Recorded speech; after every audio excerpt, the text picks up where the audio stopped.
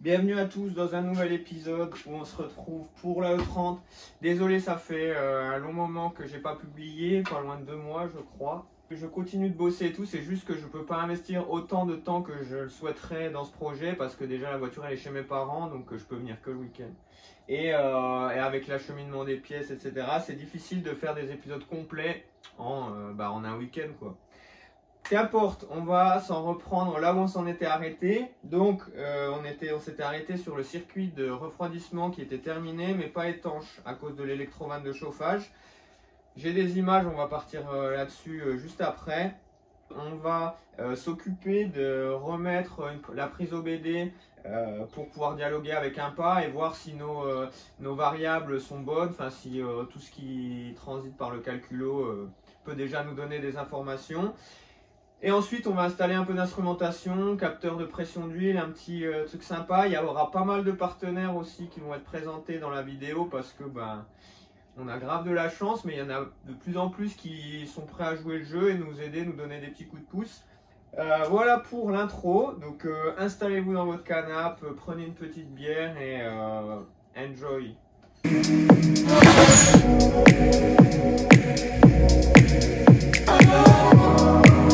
Bon les gars, je vous avais dit qu'il y aurait plusieurs partenaires au cours de cette vidéo. Et donc ça y est, on a reçu ce que j'avais demandé. Donc c'est un bac à ultrasons qui va nous servir pour... là à l'atelier, on nettoie souvent les pièces à la main.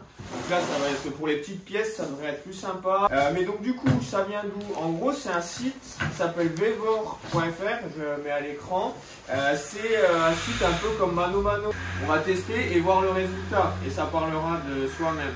Bon alors, voici la tournée que nous allons mettre au lavage. Donc on a rempli le bac avec le liquide à diluer de 5 à 20%. Je l'ai mis à une consigne de 60 degrés. On enfourne et on voit ça dans 30 minutes.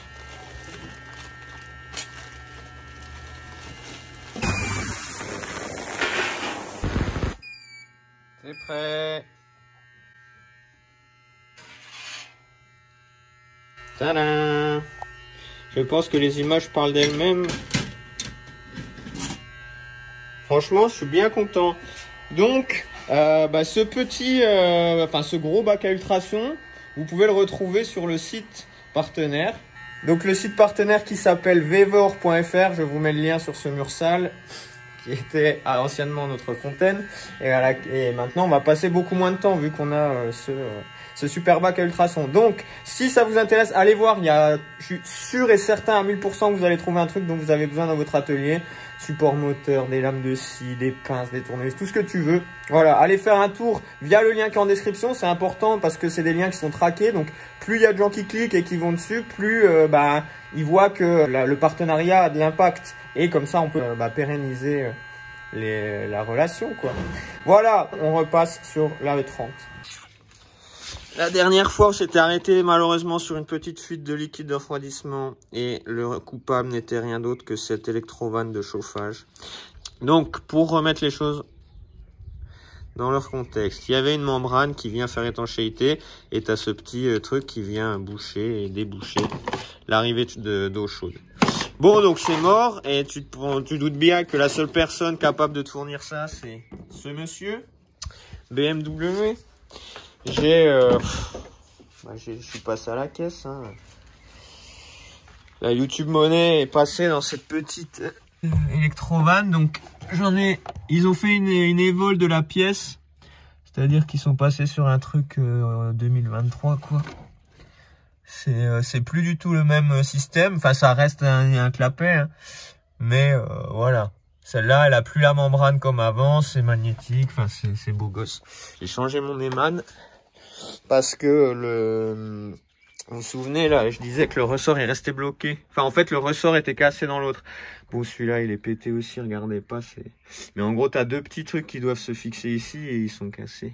Parce que le mec qui l'a démonté avant était un horloger. Bon, peu importe, j'arrive ici et là, tac. Et là on voit bien que le ressort n'est pas cassé. Donc c'est déjà, ça me convient mieux. Il y a un autre truc.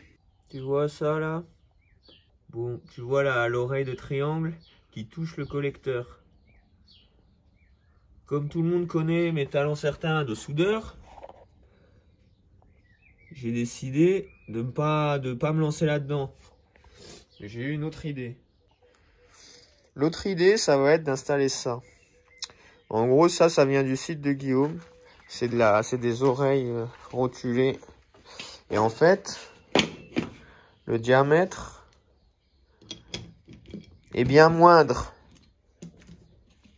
Hop, je te le montre ici. Ce qui fait que mon centimètre qui touche le collecteur, je vais le récupérer ici sans avoir à faire une seule soudure.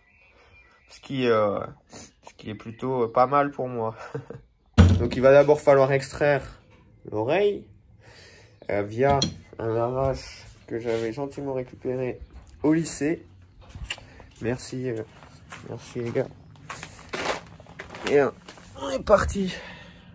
Donc là on voit qu'il y a contact. J'aimerais donner un petit conseil pour les gens qui en ont besoin. Tu vois, quand t'as un truc... putain, je suis à contre-soleil. Contre-jour, pardon. Bon, voilà, tu vois, t'as pas d'arête et tout. Donc, en fait, quand tu mets ton bout plat, ça, quand tu vas le faire, tu vas le mettre dessus, bah, il va jamais rester droit, quoi. La petite astuce du chef, tu prends une douille du PL, tu la fous là. Et comme ça, direct, tu vas pouvoir guider la tige. Et là, au moins, tu gagnes déjà là les 3 cm que tu as besoin pour le décoller. T'es guidé. Après, je t'en montre une autre. Voilà. Donc, j'avais déjà enlevé un petit bout. Et là, je viens de passer sur la deuxième méthode. J'ai pris une douille du même diamètre. Ça, tu peux te dire, ouais, ça sert à rien. Mais en fait, ça sert quand même. Vu que le bout de la douille est plat. Et lui, il est vraiment arrondi. Vraiment, c'est chiant quand tu mets pas un truc comme ça. Et là, ça va te permettre de le finir normalement. Si le caoutchouc s'arrache pas. Et là, si t'as été bon...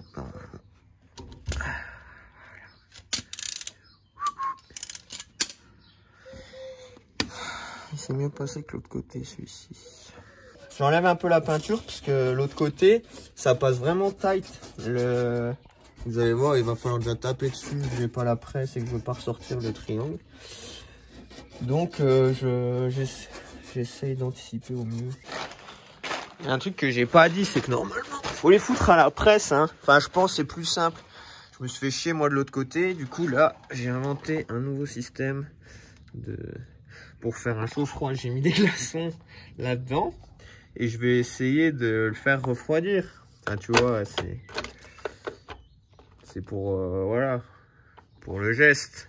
Et puis, je vais mettre, j'ai plus de décapeur thermique. Parce que je l'avais filé à un pote qui me le répare. Mais il n'est jamais revenu.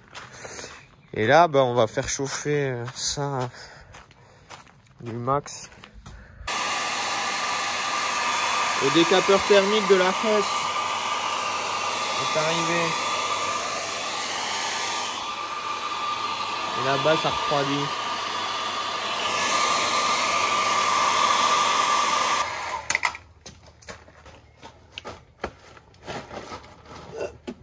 Hop, il est chaud. C'est là qu'on va voir si on peut avoir foi aux techniques des vieux ou pas. Oh oui! Oh, le truc de ouf! Et en plus, vite la douille!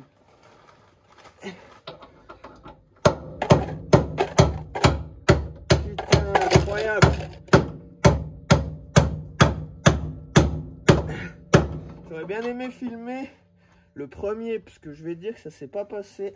J'avais pas fait ce système révolutionnaire. Là, on y est, mon gars. Putain, comme quoi. Hier soir, j'étais en train de péter un câble à me dire, vas-y, y a pas de presse, je suis un connard. Et en fait, la presse, c'est pour les faibles. Vous savez. Bon, le truc, c'est qu'il faut pas aller trop loin. Où suis-je?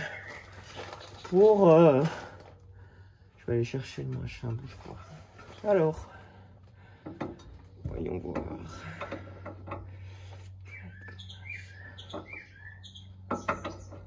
Et donc, vous l'aurez compris, enfin, moi, je le fais pour un gain de place, pour le collecteur.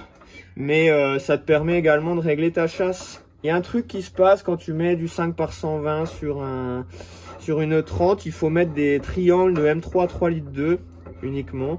Parce qu'ils ont une inclinaison différente et ça te permet de centrer la roue par rapport à ton arche. D'après ce que j'ai compris. Moi, j'avais acheté directement ces triangles chez Steel 6. Parce qu'ils ressemblent à ceux des 3 litres 2, quoi. Enfin, il a fait ce qu'il fallait avec l'offset. Et là, ça va d'aller. Boum. Et là, ah bah là, voilà, j'adore. Voilà, du coup, là, plus besoin de modifier le collecteur. Ça passe. Un grand bravo à tous les acteurs de cette opération. Ça, c'est quelque chose qui me convient. Alors, j'ai remplacé les vis, j'ai mis de la BTR parce que du coup avec les encoches des nouveaux supports, et ben ça passe pas. Ce qui n'arrange pas mes petites affaires parce que j'avais prévu de monter le X-Brace. Du coup, soit je modifie le X-Brace pour que ça passe, soit je dois taper là-dedans, mais ça m'embête. Je sais pas trop, donc là je voudrais juste, je vais mettre en stand-by le X-Brace et on va fixer ça.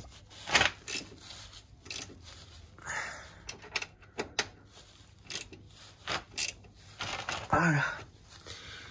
Maintenant que les oreilles de triangle sont plus ou moins installées, bon, il faudra qu'on règle sur le Banjo. Hein. Et donc maintenant, ce que nous allons faire, c'est que nous allons nous réintéresser à notre petit bout de faisceau. Et je vais aller repiquer en dur ma prise OBD pour pouvoir dialoguer avec un pas et avoir une vue plus claire sur les variables qui transitent par le calculateur. Donc j'ai ressoudé déjà la K-line et là il me faut juste plus et moins, je les ai mis en volant, juste déjà voir si ça fonctionne. Bien, j'ai l'honneur de vous annoncer que la com est établie. Alors, qu'est-ce qu'on a? Je vais aller regarder au niveau des défauts.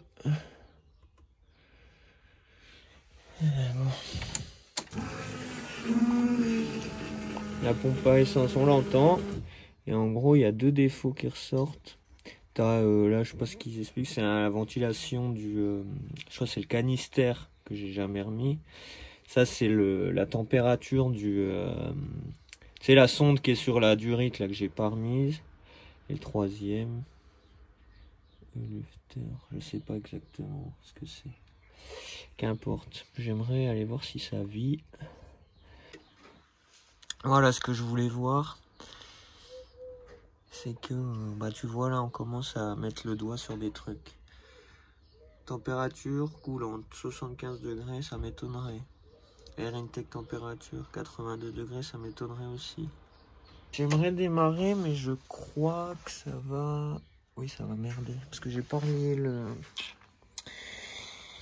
Là, retour carburant.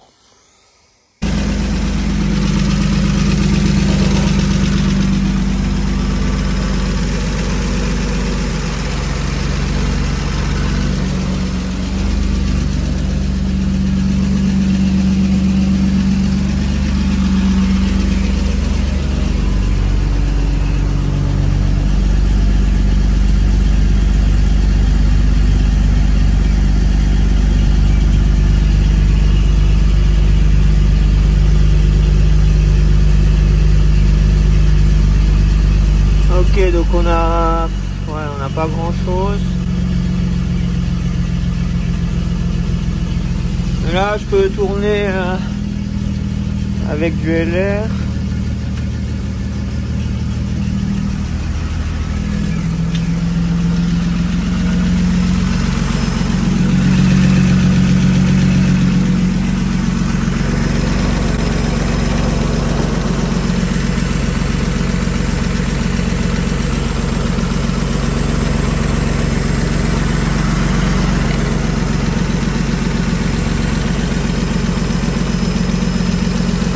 J'ai mis mon DB killer. Hein.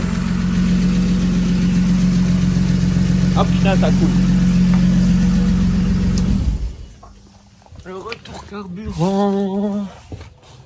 Bordel.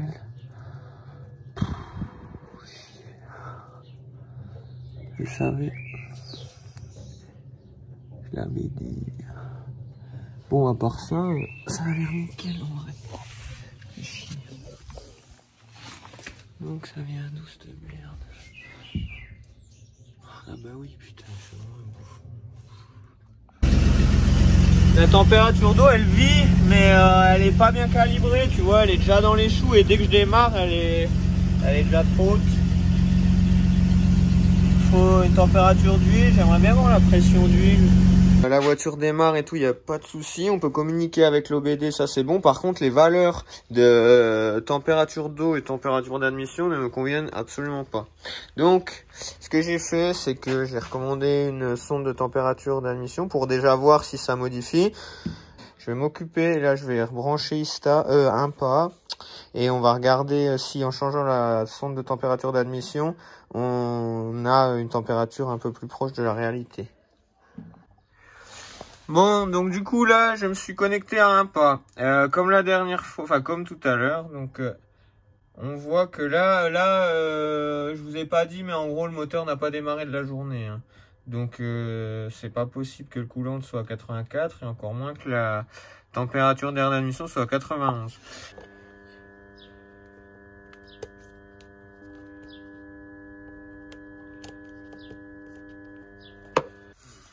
Ça a changé, mais c'est toujours dans les choux. Alors, pourquoi? Putain, non, c'est... Je comprends pas trop, là. Je vais creuser. Bon, ça y est, j'ai fini de me creuser la tête. Je vous ai parlé, là, que j'étais pas très satisfait des valeurs annoncées par les sondes de température d'air et d'eau. Et en fait, bah, t'es un peu induit en erreur, mais on voyait que ça vivait, que c'était à peu près cohérent. Et en fait, la seule explication que j'ai trouvée, c'est que c'est des Fahrenheit, c'est des degrés en Fahrenheit. Même si t'as marqué Celsius sur l'écran, bah, en fait, les variables sont en Fahrenheit. Donc tout va bien. C'était encore un faux problème. Bon, donc une fois que j'aurai fini de me faire chier avec tous ces faux problèmes, on va pouvoir s'attaquer au vrai. Je me suis commandé, comme c'est un compteur de 4 cylindres que j'ai pris c'est une petite puce que tu trouves sur eBay pour 30 €. Et en gros, ça te permet de recalibrer ton compte tour. Tu peux passer du 4 cylindres au 6 cylindres. Ça te remet ça te réétalonne le compte tour. Hop, donc je disais, la puce qu'on vient de recevoir et qu'on doit changer se trouve dans ce réceptacle. Hop. Ouais, bon, j'ai tiré à peine avec la pince et ça sort comme ça. Voilà. Et donc, eux, ils te fournissent la petite sœur qui permet de faire la conversion.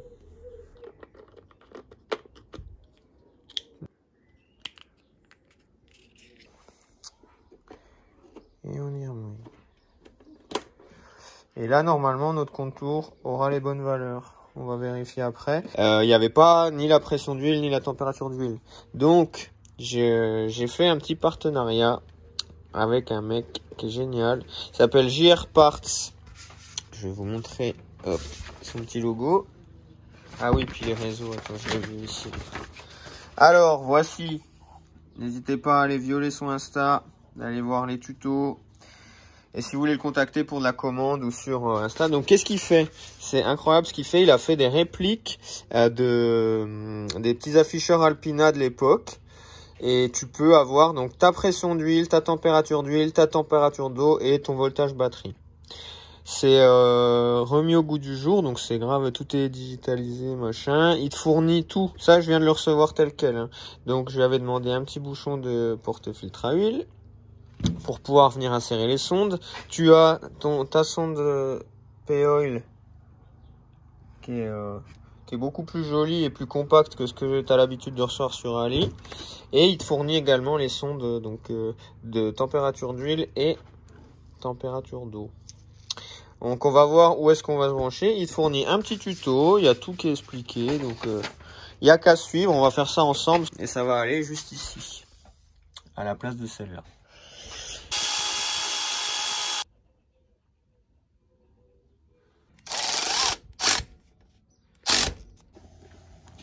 Bien les gars, donc pour poursuivre l'installation de notre kit JR Parts, désolé sur la séquence précédente, j'avais commencé à visser le capteur de pression d'huile ici, mais c'est pas du tout ici qu'on va l'installer parce que déjà ça va être trop avec le capot et en fait on va aller le mettre là à côté de la durite d'arrivée de Vanos, là où tu as un switch P-Oil, enfin pour ta lumière au tableau de bord quand tu démarres. Donc le couvercle est installé, on va avoir notre sonde de température d'huile ici. Il va nous rester la sonde de température d'eau installée. Je vous montre. En gros, on va venir se relier à la place du switch P-Oil, donc qui a un filet en 12 par 150, un truc comme ça, je sais pas exactement. Et tu as ton capteur de pression d'huile qui est en 1/8e NPT.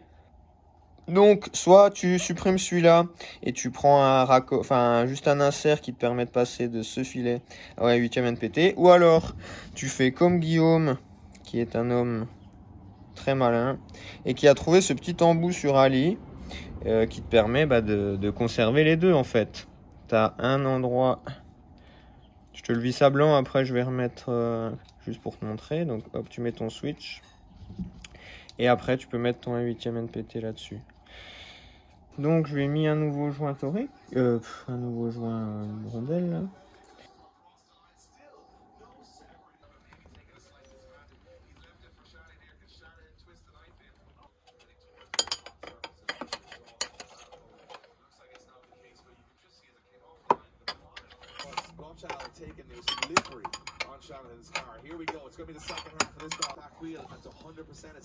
J'ai relocalisé du coup, j'ai repassé, j'ai desserré un peu, on verra si ça fuit ou pas, j'espère que non, mais au moins je tire plus sur la gueule de mes câbles et puis ça passe avec ça. Voilà, huile.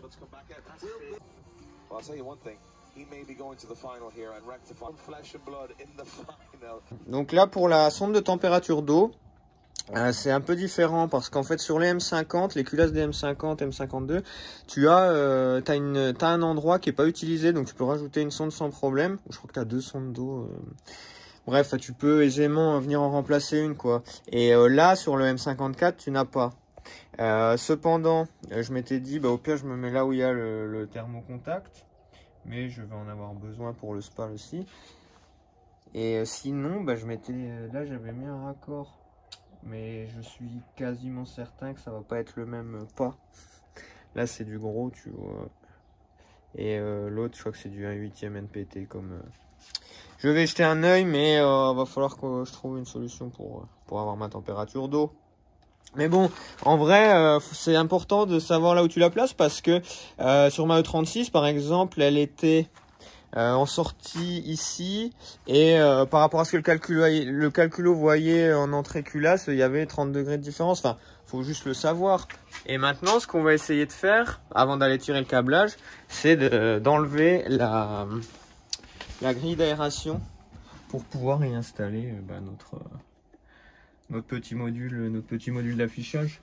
Alors, pour retirer cette grille, d'après ce que j'ai compris, il faut l'emmener au max en bas là et essayer de l'extraire sans la briser. Voilà. Ici ça a l'air bon. Voilà. Hop.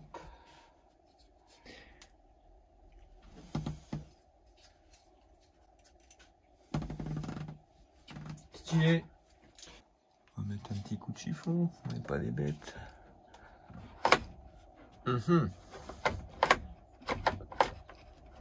Ah bah ouais, en fait tu peux le condamner, bah oui, de toute façon t'en as plus besoin. Ok, let's go. Bien, une fois que tu as fait passer tes petits câbles qui vont venir, les connectiques qui vont venir se relier derrière le module, et on va les faire ressortir par un coin là. Hop.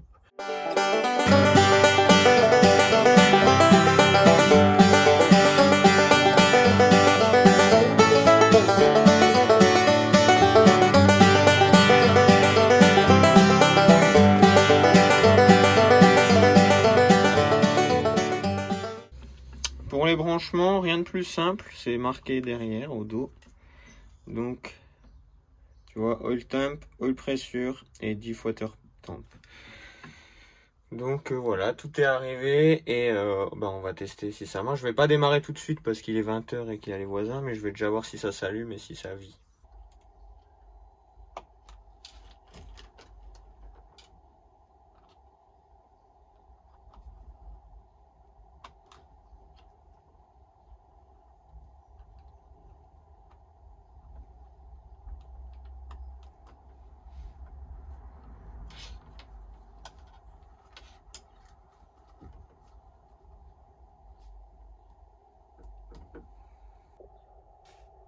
Bon voilà, j'ai à peu près branché provisoirement. On va, il est l'heure de voir si ça fonctionne.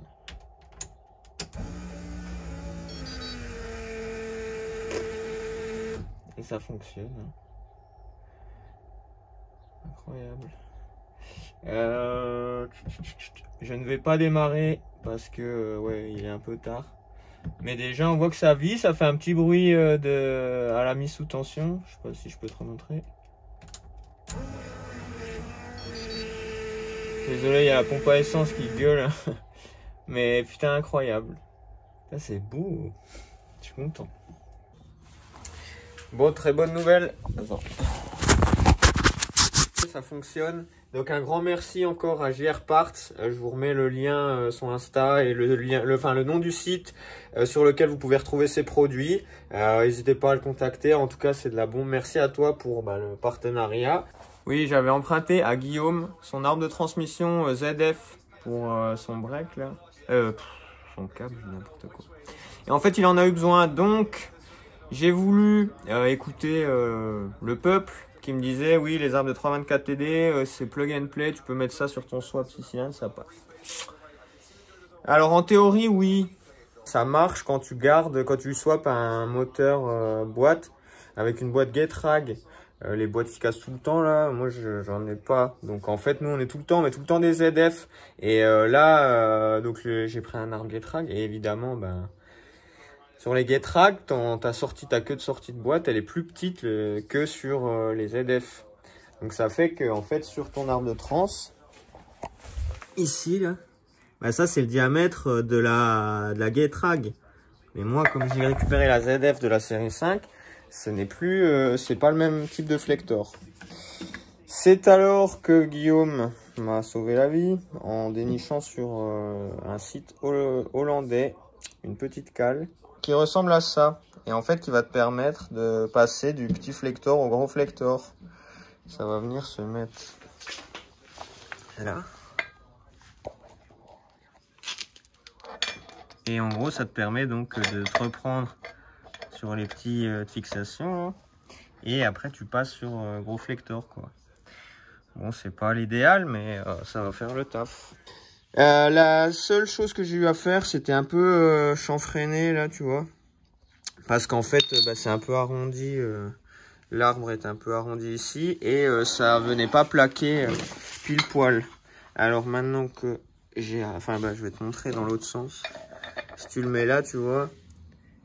T'arrives pas à venir toucher partout en même temps. Et donc quand tu serres, tu forces et t'es pas droit.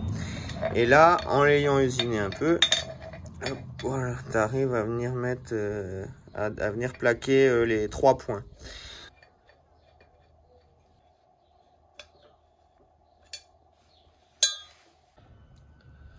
Voilà ce que ça donne en place.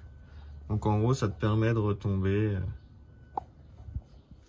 en face des trous, des bons trous. Bon, le flector est pas en état de ouf, hein, mais c'est celui qui était sur la voiture. Ça ira très bien pour les premiers tours de roue. Et donc, tu as ton palier de transmission là qui tombe pile poil en face. Et tu peux aller te mettre ici. Bien, comme je le craignais, je n'ai pas pu installer les vis en place. Donc, j'ai dû les installer en redémontant le flector. J'en profite pour donner un petit tips pour ceux qui savent pas. Vous avez là des espèces de flèches qui montrent dans quel sens faut mettre la vis. Donc en fait on respecte. Et tu vois là elle est de l'autre côté. Donc bon, c'est le bon sens de montage. Mon flector est éclaté, mais je vais lui en trouver un tout neuf. Je vais en récupérer en meilleur état, mais pour les premiers tours de roue, ça ira parfaitement. Pareil, ça je déconseille, faut pas le laver au nettoyant frein parce que ça enlève la graisse qu'il y a dedans. Et après, ça fait un petit bruit.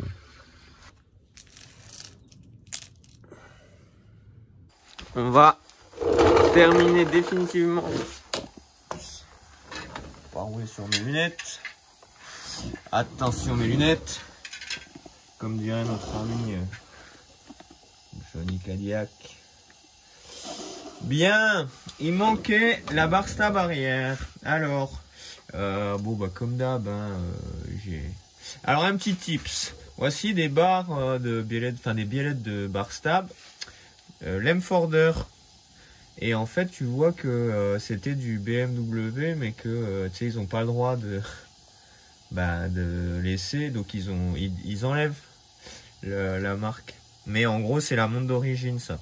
Sauf que c'est pas le bon diamètre, parce que comme j'ai augmenté la taille de ma barre stab, et j'en ai mis une de les grosses, la 325i et tout, mais du coup quand j'ai commandé, quand on a fait la commande, ça m'a pris pour les petites barres, donc j'ai dû me faire chier à faire fondre le caoutchouc pour que ça passe, et nous allons voir si ça marche quoi. Normalement il n'y a pas de souci.